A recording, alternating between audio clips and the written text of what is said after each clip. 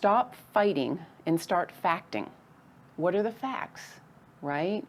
And then present those facts.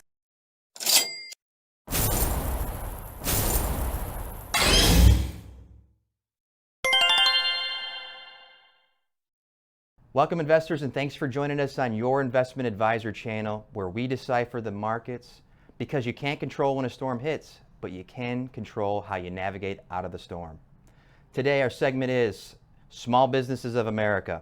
Joining us is Debbin Smith, roofing expert from installation, adjusting, inspection, anything encompassing a roof. Debbin is the expert. She's been in the roofing industry for nearly 2 decades. So thanks for joining us today, Debbin. Thank you for having me. Well, let's get into some of your experiences. I know we just had a little discussion of what you're working on right now. Would you give us the name of that? It's Chick Checked Certified. Tell us a little bit about what Chick Check Certified is and how it's going to change the roofing industry altogether. Accountability. It's going to put in accountability. When somebody comes and knocks at your door, how do you know who that salesperson is, or a phone call or something in the mail? Company that it may be fantastic, but may be a storm. You mentioned a storm. So there may have been a storm like we had last year here in Florida. And they're having so many difficulties now. We're down the road, right, a little bit after that, and they're having difficulties. So when you're in a business and you have to hire on more people because you're needed, I mean, it's really difficult when you have so many people that are going into one area. And you're at your worst, right? You're kind of desperate. You can't get people to return your phone calls. It's not business as usual. And that person shows up and they're willing to talk to you, take your information, do what they need to do for you. How do you know who that person is, right? So if they're Chick Check certified, then that means they've had a background check done on them, but also we'll keep a ongoing list. If there's complaints and stuff that comes in, then we go ahead and we investigate that. It's not just that it's a certification. I mean, we enforce it, we check it, because sometimes it's not necessarily that person that comes to your door. It may be a misunderstanding from the person that hires that particular person. There's got to be an accountability there, but there's also has to be a balancing factor to it. Okay, so I have clients that are roofers, and they tell me they don't really advertise. All they do is, it's all a referral-based business. They know someone who had a need for a roof. But I'm sure you're telling me there's probably tons of people that have a need for a roof or need an inspection, some kind of claim, and they don't know someone who knows a roofer. They don't know someone who knows an inspector. So knowing that what your service that you offer, or not really service, what really necessity that you offer for the industry is a list of highly qualified individuals that you've personally or your business has inspected. So people that don't know has a friend of a friend who knows a roofer, they can go to you and say, well, I trust this, they've done their research, she's an expert of the industry. Is that what you're telling me? That is usually the way things go, but then there's challenges that come up with that. So yes, in a sense of it, but I don't just carry a list. It's not going to be the bad guys, the good guys. It's about, it's not about blaming. It's about figuring and making sure that things are as they are presented, right? So a person can find out if that person is Chick Checked. They'll be listed on there if they have been Chick Checked. They'll be able to go look and see if they have been. But I don't provide lists. I don't provide roofers. I do have ongoing clients that will go and they'll get 3 estimates, or and I'll look at them and I'll compare them. I actually put them all together and bring it down into what the bottom line is and the things that are not covered in the estimates, right? And then present it to that person. So they don't necessarily, I don't bring roofers to them. Now I do have roofers that I work with and they know how I work and they love me because they don't have to explain things because I understand the language of roofing. I understand the language of insurance adjusting. I understand the language of human being and home ownership or, business ownership. So it's more of a balancing than it is a list. I want to get into your experience here shortly, but okay. I'm me, and I come up to you, Debbin, and you're looking over my shoulder, you see my roof, and you go, Jake, it looks like you need a new roof. I don't know any roofers. And how can you get me, or are you going to get me in touch with one of your personal friends? Are you going to get me in touch with one of your business associates, or would you possibly recommend someone who's been chick checked? How, as a customer, maybe if I don't even know you, what is the chick check gonna? How is that going to work? Well, it depends on where you're starting at. So some people already have estimates. So if I just say to you in that scenario, you have no estimates, and I walk up, right, and I go, oh yeah, shingles, it's like, right. My question to you would be, first of all, is that something you want to address? Some people are perfectly fine with that. Yes. So I take them from where they're at, not where I think they should be. I don't know you, right? So I have to find something more out about you in order to figure out where you want to go and what avenues that you have to get there. You may not have any money. You may not. You may want to be putting a claim in, or you've had somebody knock on your roof and you say, oh, I need to put a claim in, okay. Right? And so I would say to you, well, okay, so me knowing what I know just by looking at it, right, I would tell people not to put a claim in, maybe, even though somebody has told them to do that. And why? Because it's not a numbers game, and some out there play numbers game. It's like, go ahead and put the claim in and see if you get a new roof and get it paid for. I've seen that happen way too many times, and I have seen people where they have lost their insurance because, yes, there is a new roof that's needed, but there's nothing sudden and accidental that then clicks in the payment of that claim. You have your adjuster that comes out, he or she, and they have to take and document all of that. But they're also responsible to take that information and then get it to underwriting. So if you have a very bad roof, but it doesn't trigger the policy as to pay out, right, for that, they have to put it into underwriting. Underwriting is going to come and say, we're going to cancel or non-renew you. Okay, so if you don't have money already, right, what are you going to do? So now you've got forced placement of insurance because you can't get an insurance policy without a roof, right? Okay. So it's a domino effect. There's more than just, oh yeah, look at you, your roof is kind of not nice. There's much more to it. So I have to get to know the person. So you would come out, first off, is how you would say, okay, so you would look at my individual situation. Yes. Maybe I have a big bank, maybe I have a small bank, Yeah. and that's who you would recommend. Okay, so how about the different professions? Let's talk about that. So obviously there's a roof installer, the roof inspector. Who else would go into the process of replacing or building me a roof? Right. What other professions? So just to backtrack just a little bit. So when you say a roof inspector, again, that's another big, broad, right? It's like saying an insurance adjuster. So you have a public adjuster, you have an independent, which I am, an independent adjuster, and then you have a staffer or a company adjuster. So again, and that's usually where the confusion comes in, right? Somebody throws a terminology out there and there's no clarification on it. You may mean one thing and I may take it as another. So is it a roof inspector have to do with the city? Is it a permit roof inspector? Is it a roofing company roof inspector? Is it a third party, right? So what kind is there? Oh, okay, so I wouldn't know. All right. You would not know, and you're not supposed, why would you? Unless I had some expertise in there or some experience. That's right. That's why I got you on here. Okay.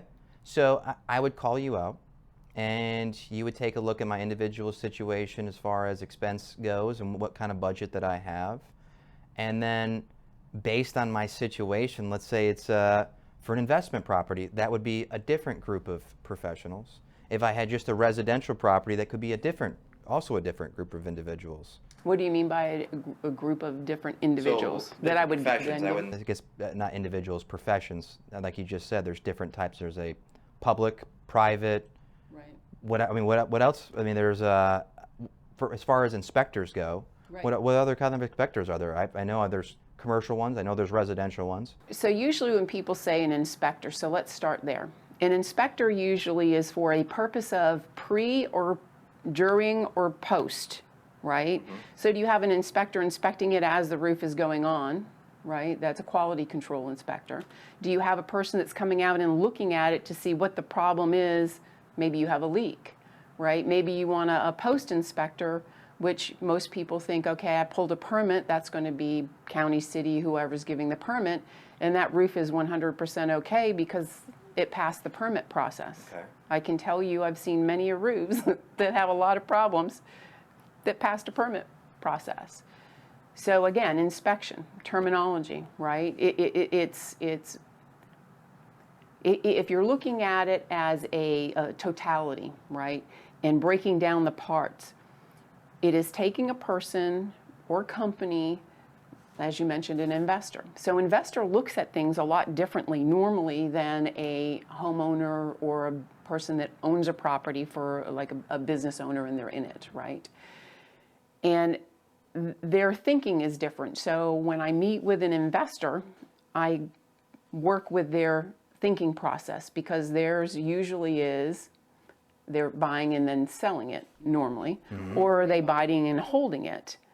There's so many different aspects of it, but normally an investor is on property is usually one of their own worst enemies because they want to go about it doing it cheaply, and that's fine. But there's a right way to do it inexpensively and not cheaply because cheaply can cost them a lot of money in the long run that they hadn't planned on. So just because I think I saved an extra $1,000, $2,000 it might cost me, I have to replace a whole new roof in half the time that I would have if I would have just did the right things off the get-go. I'll give you an example. Yes. So I had an investor, very smart, intelligent, been in the business a long time investor, and he brought me to a property. And he said, look, I'm getting all these quotes. I don't understand why I'm getting all these different quotes. And so I went and looked at the property. And I mean, there was one that was way off the chart, like double what the other ones were. And I looked at him and I just started laughing. And I said, well, that is because they don't want that job. They're pricing it so you don't get it instead of just saying, we're not interested. And there was many challenges that were with that, and I brought it up, and I said, okay, you've got a wall between the two properties, on the roof. So it's got stucco on it, and it's got a chimney that you're going to take down. You've got to redo all of that stucco. You've got to take the flashing out. You've got to do this and this and this. If you don't, you're going to have a problem down the road, and it's not going to be right. Could it pass an inspection for permitting? Yes.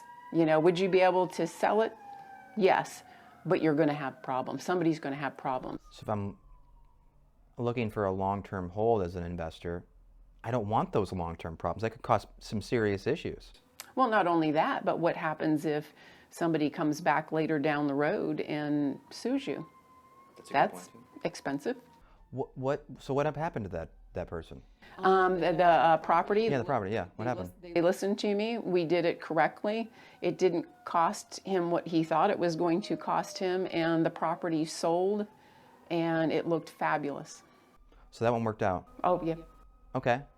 Why don't you give me an example of one that didn't work out so well for that investor? So in Atlanta, mm-hmm. I belong to an investment organization. And I didn't go in, and I was roofing at that time, and I didn't tell them anything about what I did, just other than I had a roofing company and I did consulting. I was segueing into consulting at that time, just because there was so many things, and I could make a big difference by going and doing the consulting instead of putting one-offs, as I call it. You got a roof, a roof, a roof, a roof. And so I'm a female, right? I'm a female, so really, what do you know? As far it's Male not dominated. It is, and so that's okay. And so I listened and so on, and so they got to know me a little bit, right? You're going to functions, you're on events and working together on some stuff, and I had somebody say, hey, can you come out and look at this? I've had an investor, very long-time investor, and good guy. And I said, okay, I'll go look at it. He said, I've had 3 out there, and the person that I have is a tenant. They are fabulous, and they're having this leaking going on in this window, and there's damage coming inside, and she's very upset, and she's threatening that she's going to give notice and move. I don't want her to. So it had to push him to that level. I went out. I mean, it was laughable. How I'm thinking to myself, how his last name was Smith as well. I'm thinking, how can somebody, and that's been a lot of my stuff, actually not see what I see? They just kick that can down the road, kick it down the road, because they're dealing with an investor. An investor, again, has a different mindset. Cash flow. And I did introduce him to and present him to somebody that would be a good fit for him. And everything worked out fine. The problem was solved. Didn't cost him what he thought it was going to. It cost him actually more money for the 3 different companies he had out there. And now keep in mind, I say 3 companies, but then they went out several times and they sent out several people within their company. So all that time, and then of course it did interior damage. Don't forget that. It's not just the roof. So now he had to do the interior. Had he had me come out, I would have told him right away what it was, would have saved him time, money, aggravation. And a couple dollars in his pocket. Yes. Okay. And that sounds like it wasn't too bad for him in the end, but it could have been a lot better. So I think there's a lot more moving parts that you would consider or think about that goes into start to finish with a roof, and there's so many different directions that it could possibly go down depending on your circumstances. How do normal, let's say I know I need a quality control inspector. Well, actually, maybe I even don't. Most people don't. I don't. Whose responsibility is that? Is the person, the company or business, sole proprietor, whomever it is, installing the roof? Are they going to bring out the quality control person, or are you just relying on their good faith that they're doing the right things? They may or may not. Again, a roofer is only as good as the last roof they put on, right? So they may have a really good reputation, and I'll give you an example. It wasn't an investor, but it was a homeowner. Smart cookie. She was a very smart cookie. She did all her homework. She had a referral. She looked him up online, looked to see if they had any court cases against him, made sure he was insured, he'd been in business a while. She was dealing with the owner himself and not a salesperson. And so the roof was put on. She noticed something wasn't quite right because it was a flat roof and she could see out a window on one aspect of it. Roof was just put on, called him, said, hey, can you come out, and something doesn't look right. And if somebody's a layperson that can look at something and say something doesn't look right, usually, yeah, there's usually something, yes. Okay. We call it a termination point. So it's where one part of the roof then terminates to either another part of a roof or to a window or a wall or something. It stops. And he didn't come out. He wasn't returning her phone call or text, so she decided she was going to put a stop payment on the check that she had written him. But she let him know that she did that because he wasn't returning the phone call. Well, he goes and goes to cash that check, and of course it's a stop payment on a check. Well, he's irate, still hasn't come back and visited the roof to see what her concern was, just dismissed her as a female and didn't know what she was looking at, is how she felt. And so he's now yelling and screaming at her. She then turns around and says, okay, look, you need to come out. Just come out and meet with me. He doesn't.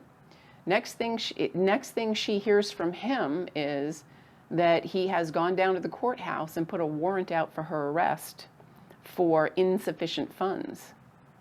Well, you know, as a financial planner, as well as I do, non-payment insufficient funds and stopping a check are two different things. But he swore in a court of law that she had insufficient funds. That wasn't the case. She had to spend $2,500 to get an attorney to handle that. That's just the small part. The other part, 7 days later after the install, it rained. And she had over $60,000 of interior damage. Oh, no. It had three. Oh, The wow. roof had three different parts to it: upper and then two lower parts, all flat roof. So that's how I called, because I'm HAAG, Hague, certified for commercial and residential roof inspections. They're an engineering company. And she found me online trying to get some help somewhere. She called me out, and man, I mean, it was laughable. They had two products that didn't work together. Why didn't it leak would be the better question. I mean, there was no, she had to end up fighting him. By the time she got done, she had to put a new roof on. The total cost to her, never mind the aggravation and the stress and all the other stuff that goes into it, was right around $80,000, her cost. That sounds like it was a painful experience. Yes. What experience do you have in what all encompassed experience do you have in the roofing? And I know your roofing installation. I know you did that. You did inspection for what kind of inspection did you do?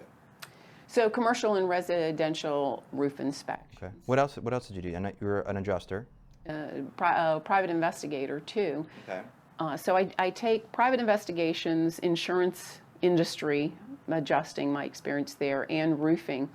And there's gaps that end up being created that homeowners, business owners, people who have policies or non-policies, they try to navigate their way through it. And then they feel like they're not being treated properly, and they then run to help. Where do you get help? So it may be an attorney, it may be, a neighbor, a friend, somebody in it, just trying to find help.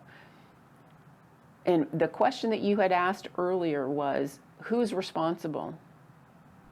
You know that saying, when you point a finger at somebody, there's three pointing back at you? Said the homeowner. Or the business owner. Yeah. And it's Or the investor. Or the investor, right? You're the only one that has the power, but you don't have. And you're relying on the roofing company, because I think that's what people would think, that, hey, I need to hire a roofing installer to install my roof, and that's really all that goes into it.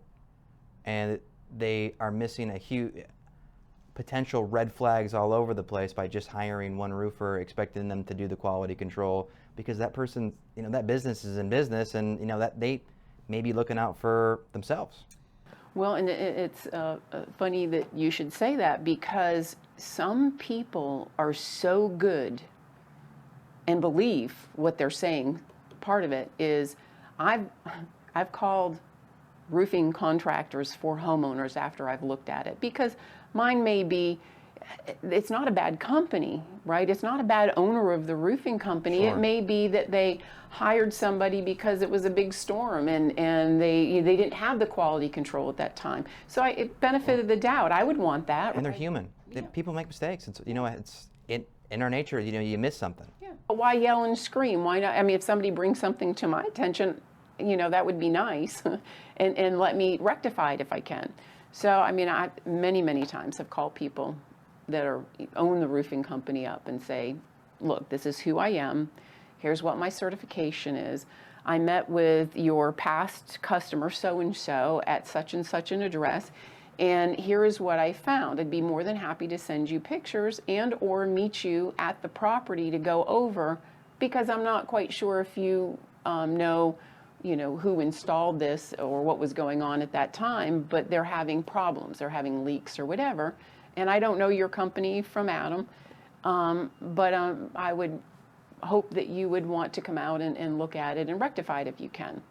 Well, I've had all gamuts, right? People say, yell and scream at me, even saying that, and go on the defensive. And I'm like, wait, I'm just trying to solve an issue with a homeowner that's your past client, can you do this? I've had people that are like, oh my goodness, I'm sending somebody out right now. Can we meet with you right now? People contract you to do these things. Yeah, well, they're stuck. They know they have a problem. It's usually a leak.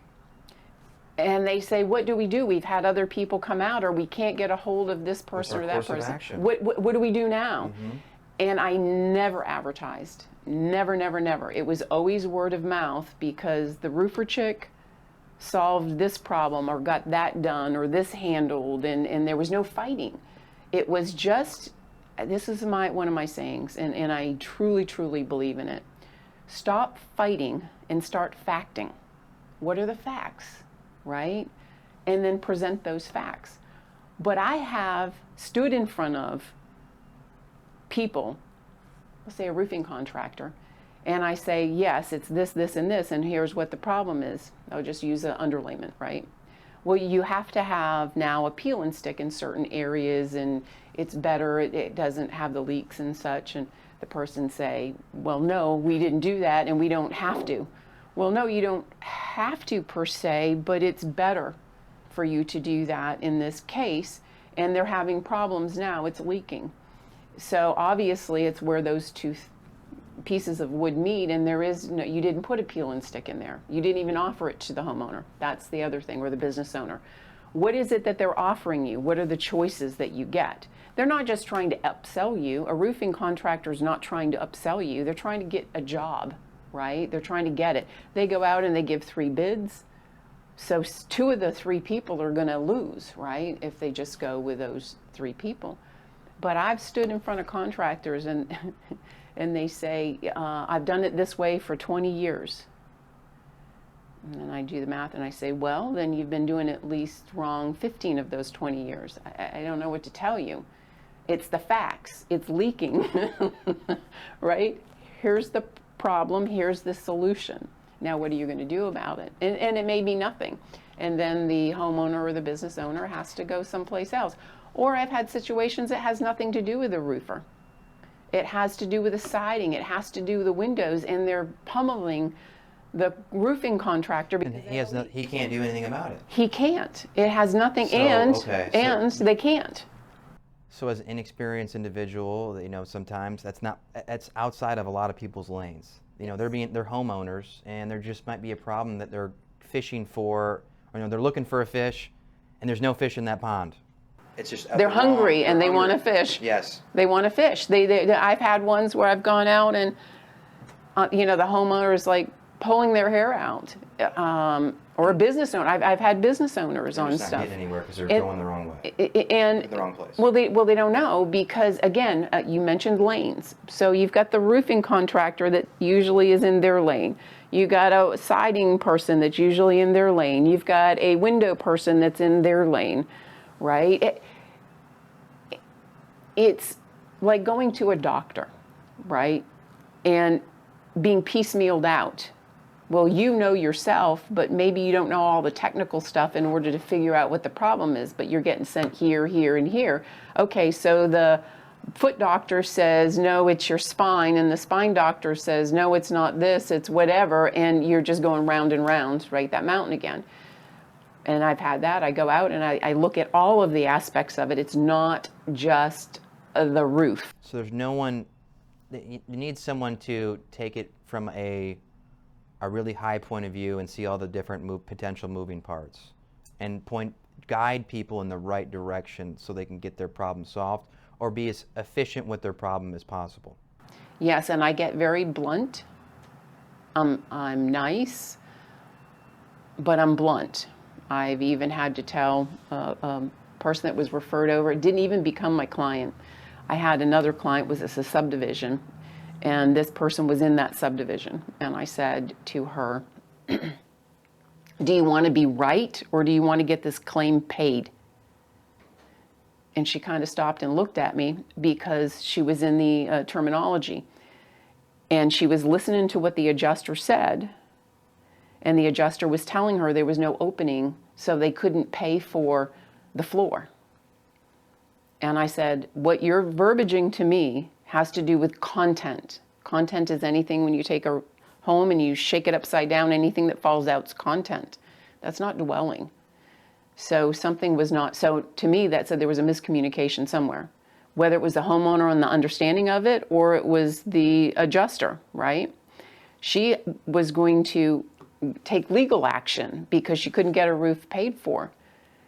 And I said, I looked at all the information. She wanted me to take over. That's not my job. You own the policy. You own the home. You're the one with the power.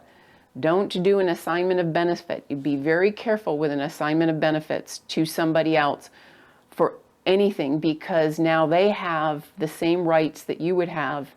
Oh, she wanted you to take over the whole, being the owner essentially of the whole project. Right, because I was trying to tell her and I said, no, I don't do that.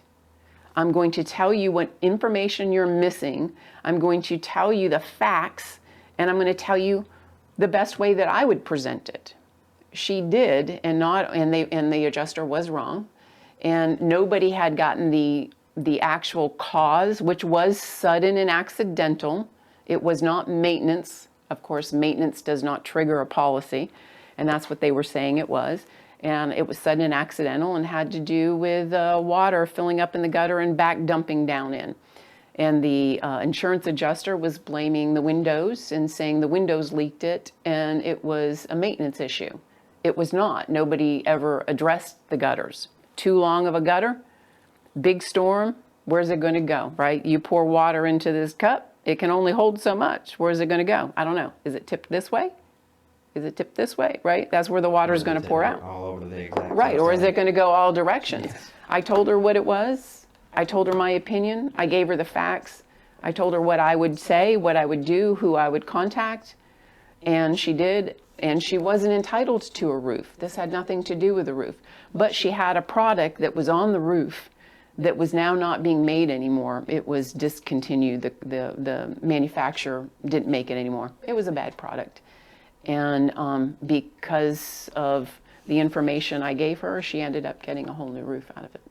So that worked out really well for her then. It worked Following the right direction. So your experiences, installation, adjuster, inspector, private investigator, right? Those are your big things. All right, so I had a client out in Kentucky affected by the tornado, and they had to get a no roof. I really wasn't able to get any guidance. That's out of my lane by far. But I was able to, kind of point him in the right directions of like, hey, but again, I wish I would know everything that I know now. I think it's always, as you grow, you learn more, especially about that industry. What would you recommend to that client before they file the claim? And what would you tell somebody who needs to file a claim, not just my client? Where do they start? Well, again, it depends on where they're at, right? So if I want to go to Maine from here, is different than giving somebody directions that's in California to go to Maine. It is having them sit down and talk to somebody, or via Zoom or phone or whatever, chat, and get the information that's pertinent to, because we're all snowflakes. Every snowflake is different. So it may be part of a big catastrophe, and there may be other things that are involved for that person. Is to talk to somebody like myself that has no dog in the fight. You can't have the fox watch the hen house, right? Or you're going to miss some chickens. So you have to have somebody. I don't make money off of, again, chick check certification. I'm not going to put you with somebody that doesn't pass the smell test, right? That's not what that is about. That is just to give accountability to certain people, and then hold the factors of oversight if they step into it, right? So they have to know somebody that is not making money off of where they're putting that person, and that does exist a lot right now. So again, you have to be careful for that too as well. To go to somebody who's not just putting you with somebody. It's to sit down with you, like you with your business, right? You have a consultation with somebody. They may have, IRA. They may own a bunch of different properties. There's a lot of moving parts, right? to sit down with somebody who's a financial planner, again, roofs, cars, whatever, all of that takes into place. Do you have an attorney? Right? Everyone's a little bit different. Yeah, everybody is different. So that's your point, is to be that you don't have any dog in the fight. You're just giving them the best guidance you possibly can for whatever, whether they have an affordable, a smaller budget, larger budget, commercial, maybe they got a residential investor, doesn't matter. I'm just going to give you the best guidance that I possibly can. Yes, they may have no budget, none whatsoever. Where do you go? What do you do? Right? Yes. So it all walks of life. Well, I hope they have a budget. Maybe they shouldn't own a home if they don't have a budget. Well, but you look at people, and yes, I hear what you're saying, but like look at the crash that happens. People go according to where they're at and not necessarily the future, right? Who is to expect a pandemic or 1929, that crash? Could have a circumstance where they just don't have any money at that certain time.